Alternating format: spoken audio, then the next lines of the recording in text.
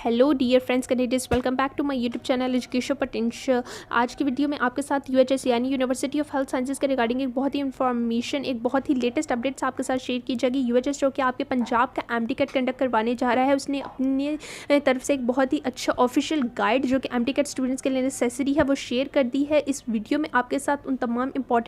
तमाम official guide के points को शेयर किया जाएगा, आपको क्लेरिफाई किया जाएगा, आपको अच्छी तरह से समझाया जाएगा और आपके लिए बहुत ज़्यादा ज़रूरी है कि आप इन तमाम पॉइंट्स को क्लेरिफाई कर लें, इन तमाम पॉइंट्स को समझ लें अगर आप एमटीकेट का एग्जाम देने जा रही हैं। But before starting this video it's my humble request to please like my channel, subscribe it and share with your friends. So let's get started. सबसे पहले आपके साथ शेयर करते चले हैं कि इस बुकलेट के अंदर जो कि यूएचएस ने आपके लिए बनाई है, आपके लिए प्रिपेयर की है, जितने भी स्टूडेंट्स हैं जो कि एमबीबीएस और बीडीएस के कोर्सेज को स्टडी करना चाहते हैं, एमबीबीएस और बीडीएस कैटेगरी के अंदर एडमिशन लेना चाहते हैं, उनके लिए बहुत ज़्यादा इंपॉर्टेंट है कि वो इस बुकलेट के फर्स्ट पेज को रीड करें, थॉरली समझें और अगर किसी किस्म की क्यूरी है जो कि आपने यूनिवर्सिटी के साथ शेयर करनी है तो उसके लिए आपको ईमेल और वेबसाइट भी आपके साथ शेयर कर दी है और आपको बता दिया है कि आप इस वेबसाइट पे और इस ईमेल पर भी आप उनके साथ कांटेक्ट कर सकते हैं। अगर आप चाहते हैं कि आप एमबीबीएस और बीडीएस के कोर्सेज को स्टडी करना चाहते हैं तो आप इनकी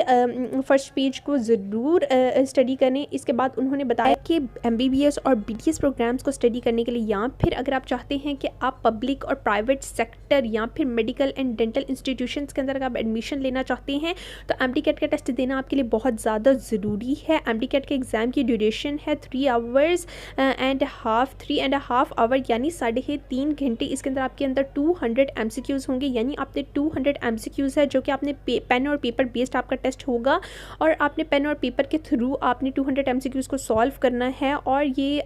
यूएचएस ने आपको कह दिया है। और इसके साथ साथ आपको बताते चलें कि वेटेज है, एमटीकेट की जो वेटेज है यानी मेरिट फार्मूला है वो भी आपके साथ शेयर कर दिया गया है। एसएससी यानी आपकी मैट्रिकुलेशन है उसका 10% वेटेज ली जाएगी। आपकी एफएससी जो कि प्री मेडिकल ही सिर्फ इन्वॉल्व हो सकते हैं उनके लिए 40% वेटेज ली जाएगी और आपके एमटीकेट की 50% वेटेज ली जाएगी। इससे आप जाहिर कर सकते हैं, इससे आप अंदाज़ा लगा सकते हैं एमटीकेट की वेटेज सबसे ज़्यादा है और एमटीकेट का एक एक नंबर आपके लिए कितना ज़्यादा ज़रूरी है, कितना ज़्यादा इंपॉर्टेंट है और ये मेरिट फार्मूला था। इसके साथ साथ आपको बताते चलें कि टेस्ट डेट के हवाले से बता दिया है कि 13 नवंबर 2022 को सैटरडे को आपका टेस्ट लिया जाएगा और आपके लिए जो टाइम उन्होंने ड्यूरेशन शेयर कर दी है यानी रिपोर्टिंग टाइम है वो 9 बजे की है, यानी 9 बजे से लेकर या फिर 10 बजे तक आपको शार्प 9 बजे आपको अपने इंस्टीट्यूशन में या फिर जिस जगह पे आपका वेन्यू है उस जगह पे आपको पहुंचना बहुत ज़्यादा ज़रूरी है ताकि आप अपने एमटीकेट का एग्ज़ाम है वो बहुत ईजिली सॉल्व कर सके। इसके साथ उन्होंने आपको सिलेबस भी आपके साथ शेयर कर दिया है जो कि आपके साथ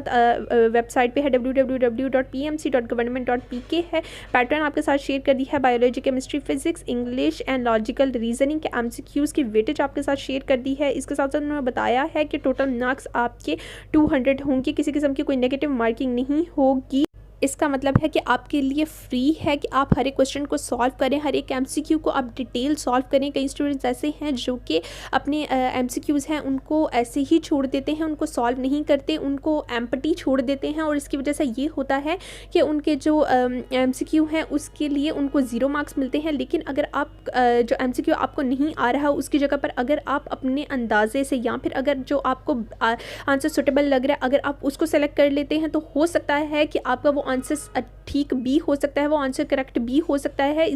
और आपको उसके ग्रेस मार्क्स भी मिल जाते हैं। इसके साथ साथ आपको बताते चलें कि कौन से ऐसे सेंटर्स हैं जहां पर आपका एमटीकेट है वो पंजाब के अंदर कंडक्ट करवाया जा रहा है, यानी लाहौर के अंदर फैसलाबाद, मुल्तान, डीजी खान, भावलपुर, साहिवाल, सियालकोट एंड गुजरांवाला, ये तमाम वो सिटीज़ हैं जिसके अंदर यूएचएस है वो अपनी अथॉरिटी के अकॉर्डिंग जो है वो एमटीकेट कंडक्ट करवाएगा। और आपको बताते चलें कि यूएचएस ने ऑफिशियल नोटिफिकेशन भी जारी कर दिया है कि 7 नवंबर 2022 को आपको रोल नंबर स्लिप्स हैं वो मिल जाएंगी, यानी आपको रोल नंबर स्लिप्स आपकी जो है वो 7 नवंबर को इशू कर दी जाएंगी। www.uhs.education.pk ये उनकी वेबसाइट है, इसके थ्रू ही आपको आपकी रोल नंबर स्लिप्स हैं उनको इशू कर दिया जाएगा। इसके साथ साथ आपको बताते चलें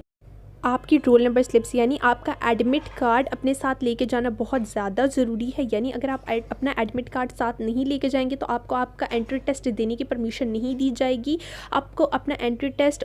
देने के लिए आपको अपना एडमिट कार्ड लेके जाना बहुत ज़्यादा ज़रूरी है। इसके साथ साथ उन्होंने बता दिया है कि अपना CNIC B आप लेके जाएँ, और अगर किसी का CNIC नहीं बना हुआ तो वो अपना बे फॉर्म B लेकर जा सकते हैं, और बे फॉर्म की कॉपीज़ लेके जाना एक्सेप्टेबल नहीं है, बल्कि अपना ओरिजिनल बे फॉर्म है वो आपको लेके जाना पड़ेगा। इसके साथ साथ वो बता रहे हैं आपको कि आपको 9 बजे पहुंचना बहुत ज़्यादा ज़रूरी है,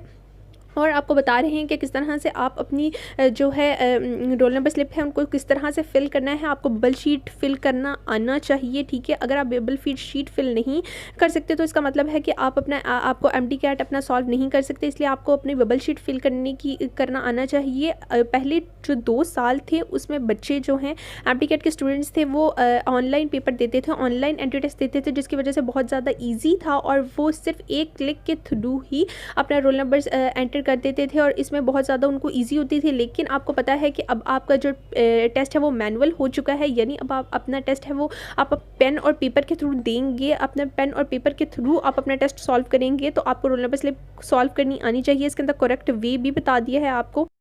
और उन्होंने अपनी इस बुकलेट में ये भी शेयर किया है कि किसी किस्म का कोई रफ़ रजिस्टर लेके जाना आपको ज़रूरी नहीं है, यानी आपको अलाउ नहीं है कि आप किसी किस्म का कोई रफ़ रजिस्टर ले जाएं। आपको जो क्वेश्चन पेपर होगा उसके पीछे आप अपना रफ़ काम है उसको कर सकते हैं, यानी जो आपको क्वेश्चन पेपर दिया जाएगा उसके पीछे आप अपना रफ़ काम है उसको सॉल्व कर सकते हैं। और जब आपका पेपर एंड हो जाएगा, जब आपको सुपरिटेंडेंट कह देगा कि आप रुक जाएँ, अब आप अपना टेस्ट सॉल्व नहीं करें, तो आपको उसी टाइम पर रुकना होगा, और किसी किस्म की ओवर राइटिंग आपने पेपर में नहीं करनी, यानी किसी किस्म की कोई इंक को आपने फैलाना नहीं है, अपना पेपर को मेसी क्रिएट नहीं करना। इस तरह से ये होगा कि आपका बैड इंप्रेशन तो होगा ही होगा, और ये होगा कि आपका जब टेस्ट है जो कि आपका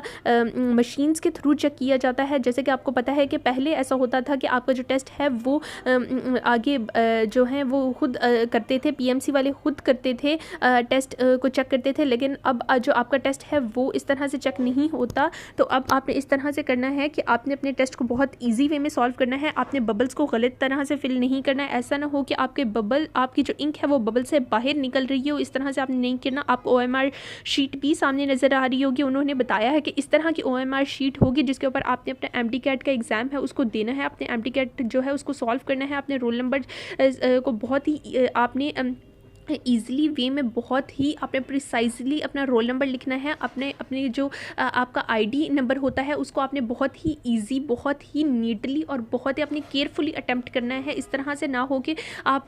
को, क्योंकि ऐसा होता है कि आपको बार बार जो आपकी रोल नंबर आपकी जो OMR शीट है उसको बार बार नहीं दिया जाता, और इसके साथ साथ आपको फ्रीक्वेंटली आस्क्ड क्वेश्चंस भी बताए गए हैं, वो क्वेश्चंस जो कि एम्प्टी कैट के स्टूडेंट्स बार बार पूछते हैं। और इसके अंदर पहला क्वेश्चन जो कि बहुत इंपॉर्टेंट है वो ये है कि I have a domicile of Sindh Balochistan KPK, can I apply in the MDCAT in Punjab. इसके अंदर आपको बताया गया है, UHS वालों ने आपको क्लियर कर दिया है कि अगर आप सिंध में बलूचिस्तान या KPK से बिलोंग करते हैं और आप अगर चाह रहे हैं कि आप पंजाब में अपना एम्प्टी कैट दें, यानी आपने पंजाब की बुक्स को स्टडी किया है तो आप दे सकते हैं, यानी आप पंजाब में अपना टेस्ट दे सकते हैं। लेकिन सिर्फ इशू तब क्रिएट होता है कि जब आप